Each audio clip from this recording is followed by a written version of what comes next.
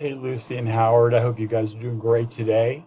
I just wanted to talk a little bit about what we did yesterday and um, kind of go through the PowerPoint real briefly for you just to make sure that you guys are good with the things that we're doing. Um, we are talking about kind of just some beginning things. I talked about um, the class, the syllabus, and you can find it on the bulletin board and download it and look it over, but I'll go through it pretty briefly here. So the first thing we had was like a bell activity. It's just writing down at least three thoughts on how you think an ideal classroom should be run. And there's no right or wrong answers. People talked about a lot of different things like having a quiet space, not overdoing it with lecture, making it exciting and interesting, all those different things. So what I would like you to do is to answer these questions. This is going to be part of the Bible journal. So start keeping a Bible journal. It could just be a little composition book, or it could be a Google Doc or something, just to have a continuing way to keep track of these things. I have an example. Let's see. Yeah, so here's an example journal entry. And so basically what it is you'd answer the bell work question first, put the date first, I'm sorry, then answer the bell work question. And then here's my sample answer. I just put this down for the question I had today. My ideal classroom would be a peaceful place to learn. And so it could be anything like that. So just three different ideas. And you keep that, and at some point I'll collect those or ask for a specific day, and you can make a picture of it and send it to me or something along those lines. And then we're going to read a psalm every day. So Psalms are in the Old Testament. And remember, we use the NIV, New International Version translation. And it is on your iPad if you have those. I'm not sure if you guys have those, but you can find it on there, or you can just have a hardcover Bible and look up Psalm. And we're going to start this on Friday, so tomorrow. And we're going to do Psalm 2. But basically what you're going to do when you read the Psalms is just find something that is interesting to you. It could be anything, a verse, or maybe a question you have, or something that, a word, something that's interesting. And then keep just a little record of that as we go through it.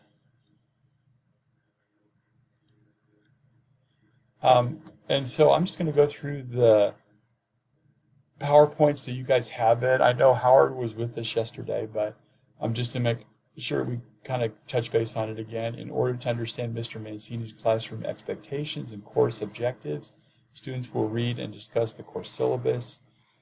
In prayer, let me just open us in prayer. Lord, I just thank you for Howard and Lucy, and that they're part of this class. I know that we're a distance apart right now, but Lord, thank you for technology that we can connect.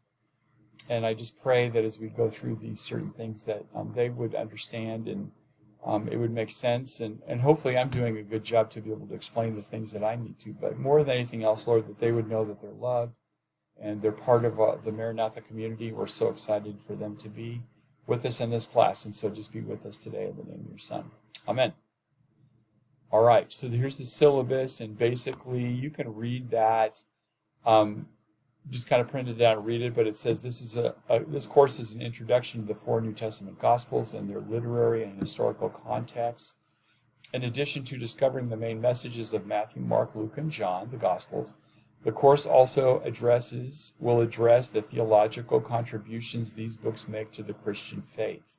So it's just, sometimes those words are difficult, but it's just like, how does what the study of these books help with our Christian walk?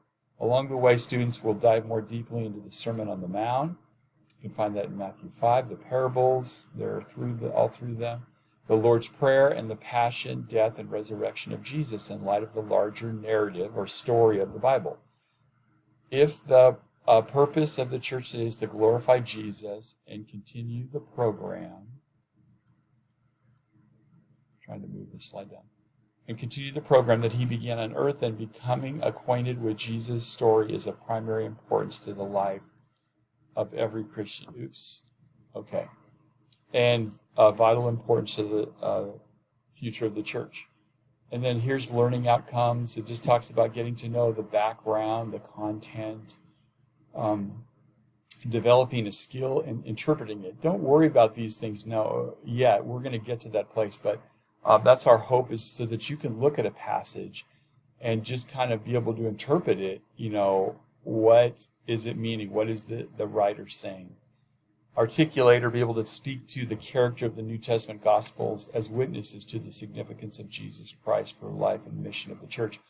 How can we talk about the value of the character, just like who we are as people, who the gospel is? How does that witness to the significance of Jesus? We'll get to all those things. That's just part of it.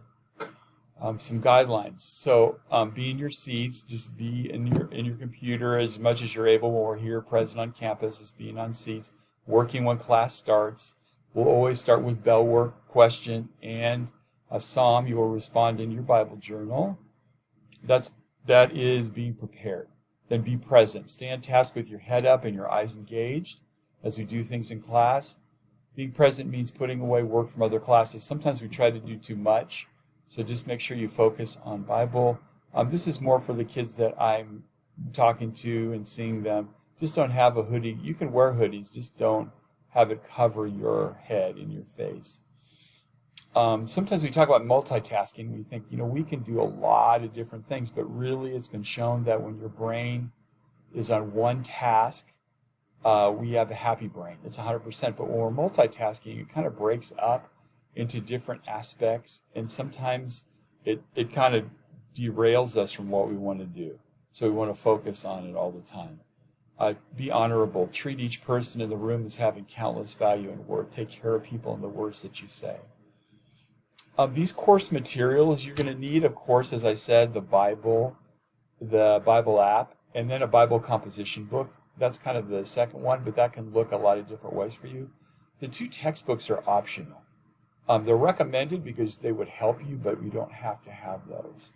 So just, if you're interested, it has more information on the syllabus. These are some simple procedures for us. When you come into the room, when you're part of our online classroom or here on campus, just begin working. If you ever have to come in late, just try to come in and don't be a distraction. I should have instructions up on the screen, and so you can just kind of catch up, and I will notice you coming in, and then we will take it from there. The class is dismissed. I will say you guys are dismissed. A lot of times they'll say peace be with you, just to bless the rest of your day.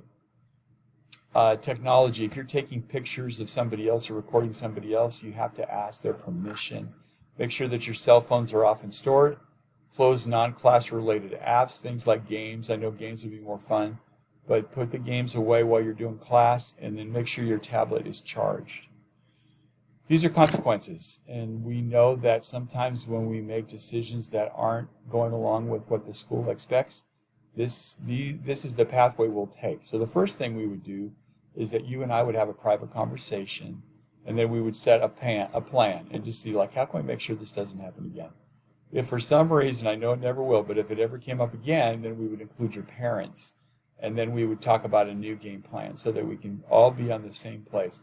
And lastly, the Dean of Students would get involved, and the good news is I'm one of the Deans of Students. So I would be part of all your situations, so I'd be available for that. That's the third step. And then at that place, if we have to do as the Dean of Students, we would have to think of some consequences that would help you to understand clearly the importance of just following what the expectations are for each of our students. This is the grading balance, and so you can see how it's divided up: practice and writing and reflection and reading. Those are both worth 25%. That's a lot of things that we do in class. And for homework, assessments, or any kind of test or quiz, participation. So it's a little bit different for you guys because you're not going to be able to be on with us all the time, but you still can participate by doing the work that is expected of you, so you will get full credit for that. And then projects, and we will talk about projects. There's some major projects. The first one is going to be the interpretation project. And basically what this does is it takes everything together and you come up with a project and use a verse and also your story and all those different things. So it'll make more sense as we get closer. If you ever have late work, what our department talks about is taking 50% off. But in saying that, if there's ever a problem with you turning it in, I want to be flexible and be able to give you the opportunity to figure it out. So just reach out to me if you're having a problem and we can figure those things out. If you just kind of weren't really worried about it and turned in late, then sadly it's going to be 50% off. But if there's a good reason for it, then we can definitely work it out. Academic integrity. This is about making good decisions in regards to classes and the things that the work that you do. I know sometimes friends say, hey, can I look at your homework? Can I copy it? And that's not a good place. You can help people if they have a question. There's no problem with that, but not just to give them your work. So that's one area of academic integrity. The other would be like to cheat on a test or try to use unfair advantages. All those things just kind of go into, we want you to be authentic in the way that you're learning. So academic integrity just means that you have to take it seriously. And if there was a place where you made a mistake, then there are steps that we will take to try to correct that for you. But please don't do that. If you have a problem or question, ask me. This is just a funny thing to show our grading rubric and what it means, and I'm sure you guys are well aware of that.